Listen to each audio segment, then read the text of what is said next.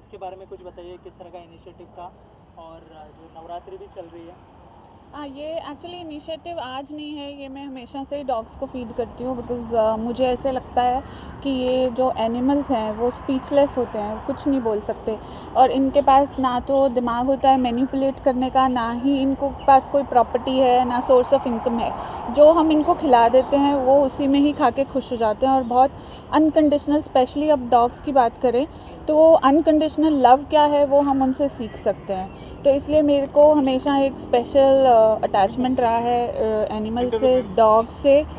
तो इसलिए ये मैंने स्टार्ट किया हुआ है। मैं जहाँ पे भी रहती हूँ मैं डॉग्स को खाना खिलाती हूँ और जो ये मैंने अभी 21 डेज़ रेगुलरली किया था सिद्धार्थ शुक्ला जी के नाम से, बिकॉज़ जब मुझे पता चला कि उनकी सोल से बात हुई है और वो डॉग के बारे में सोच रहे हैं, तो क्योंकि मैं एक स्पिरिचुअल पर्सन भी हूँ, न्यूमरोलॉजिस्ट भी हूँ, तो मुझे ये लगता है कि जो जाने वाला होता है उसकी आत्मा को शांति तभी मिलती है जब उसकी अंतिम इच्छा पूरी हो जाती है।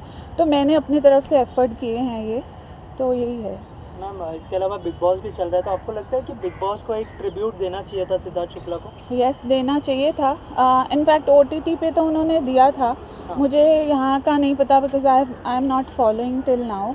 मैं थोड़ा आगे जब थोड़े कम लोग हो जाते हैं तब फॉलो करना शुरू करती हूँ। बट यस, उन क्योंकि बिग बॉस कहीं ना कहीं ना चाहते हुए भी, मतलब वो सिद्धार्थ शुक्ला एक ब्रांड एम्बेसडर बन गए थे। जिस तरह से उन्होंने सीज़न 13 को ही वॉज टीआरपी किंग और शहनाज और सिडनाज ये सब जो हुआ था उसकी वजह से सीज़न 13 जैसे मैंने पहले भी बोला है कि 4 होता है, तो 4 जो राहु है वो लाइमलाइट में लाता है हर चीज़ को, तो वो भी एक रीज़न था। प्लस फिर वैसे ही कंटेस्टेंट भी थे जिन्होंने अपनी पूरी एफ़र्ट डाली to entertain all the viewers.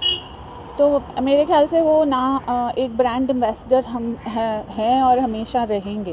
Right. Also जैसे लास्ट टाइम हम लोग की बात हुई थी कि शहनाज को अब जो है काम करना शुरू कर देना चाहिए, और अभी जो है वो फिल्म के प्रमोशन में भी दिखाई दे रही है, तो ये अच्छे साइन हो सकते हैं शहनाज की करियर के लिए? हाँ, वो बिल्कुल अच्छे साइन है। मैंने जैसे बोला है कि 41 डेज़ से पहले कोई भी पैटर्न को हम ब्रेक कर सकते हैं बहुत इजीली। तो वो 41 डेज़ से पहले आ गई हैं प्रमोशन में और दिख रही हैं अब सबको। और वो मैं उसका एक प्रोफेशनलिज्म भी कहूँगी। अगर आप वो वीडियोस देखेंगे जो बहुत वायरल हो रहा है, वो हंस रही है पर उसकी जो स्माइल है वो आँख तक नहीं पहुँच रही।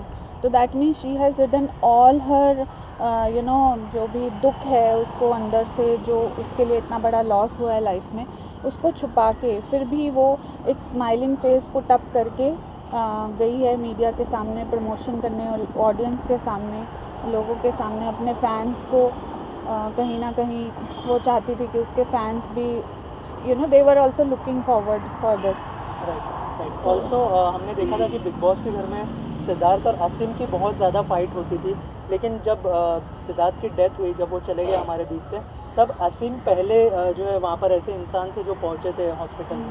तो इस बारे हाँ, में हॉस्पिटल में पहुँचे थे पर बाहर खड़े रहे थे। मेरे को सीरियसली ये समझ में नहीं आया क्योंकि जब सिद्धार्थ इनिशियली उन दोनों का बहुत अच्छा बॉन्ड दिखाया था, तो सिद्धार्थ हमेशा उसको बोलते थे तुम मेरे छोटे भाई जैसे हो। और फिर पारस के प्रवोक करने पर, क्योंकि वो बोलता था कि ये तो तुम तो उसकी पूंछ जैसे लग रहे हो या शैडो बन गए हो, तो उसको प्रूव करने के लिए उसने अननेसेसरी बहुत सारी फाइट्स पिकअप करी, बहुत कुछ बोला गलत। जब एक बंदा इनिशिएट करता है तो दूसरा भी कुछ ना कुछ बोलता है, तो दोनों की तरफ से बहुत सारी ऐसी अनप्लेजेंट बातें हुई। उसके बाद मैंने कभी कहीं पे भी, हमने सोशल मीडिया पे उनकी कोई इकट्ठी पिक्चर नहीं देखी, हमने कोई कुछ भी ऐसा नहीं देखा जो दिखाए कि ये दोनों में आपस में बॉन्डिंग हो गई है। इनफैक्ट जो पोस्ट पार्टी भी हुई थी बिग बॉस की, आई थिंक सिद्धार्थ ने दी थी, उसमें भी ही वॉज़ नॉट इन्वाइटेड। तो फिर अचानक से वो आ गए, मुझे काफ़ी सरप्राइजिंग लगा। मतलब बहुत सारे लोगों को ये क्वेश्चन था कि अभी कैसे इसको अचानक से इतना हो गया। मैं मानती हूँ जब कोई भी दुख में रहता है तो हम सब उसको सपोर्ट करने पहुँच जाते हैं, तो सपोर्ट करना होता है। तो जैसे और भी सेलिब्रिटीज़ गए थे, राहुल वैद्य भी वहाँ पहुँचे थे, राखी सावंत भी थी, निक्की तंबोली भी गई थी, तो सब अंदर थे, सब अंदर अब उनकी मदर से मिले और आ गए। ये आसिम का मुझे एक कंसेप्ट समझ में नहीं आया। He was standing outside the house, he was standing outside the Cooper hospital. So what he was trying to do, I didn't get it. Right also आपको लगता है कि जैसे आपने कहा कि ये एक जो है स्टंट भी हो सकता है खुद को प्रमोट करने के लिए या फिर दिखाने के लिए कि मैं सिद्धार्थ का बहुत अच्छा दोस्त हूँ? हो सकता है, मुझे नहीं पता उनके दिमाग में क्या था। जो ऑडियंस है, एज अ व्यूअर मुझे ये लग रहा था कि आज तक आपकी आपस में कभी बात नहीं हुई, इतने 2 साल हो गए बिग बॉस को। और अगर आप देखेंगे तो सिद्धार्थ को हमेशा बिग बॉस में वापस बुलाया गया। उन्होंने वीकेंड का वार भी होस्ट किया था। He was never invited, he was not in that much limelight. तो हो सकता है उनके दिमाग में ऐसा कुछ हो, बट व्यूअर्स को तो यही लगता है कि अचानक से इतना प्यार कैसे। ठीक है, मैं मानती हूँ, मैंने जैसे पहले भी बोला कि किसी के घर में भी दुख तकलीफ़ होता है तो हम चाहे उसको लाइक करें या नहीं करें, हम पहुँच जाते हैं सांत्वना देने के लिए परिवार को, बाहर मीडिया को नहीं।